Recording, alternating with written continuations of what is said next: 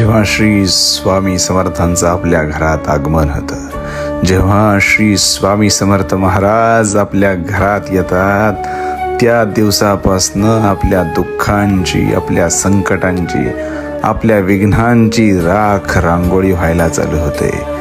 महाराज आपल्याकडे बघतात, महाराज आपल्याकडे दृष्टी टाकतात आणि सांगतात, तुझ्या मागं कोण नव्हतं, तुझ्या मागं कुणी नव्हतं, म्हणून तुझ्या घरात आलोय.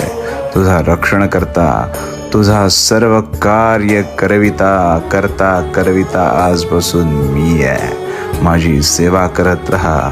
ह्या सेवेचं फळ तुला एक दिवस असं मिळेल की तुलाच उमगणार नाही की तू काय मिळवलंयस. सगळ्यांना मिळवण्यापेक्षा मला मिळव. मी सदैव तुझा रक्षण करता होईल. श्री स्वामी समर्थ.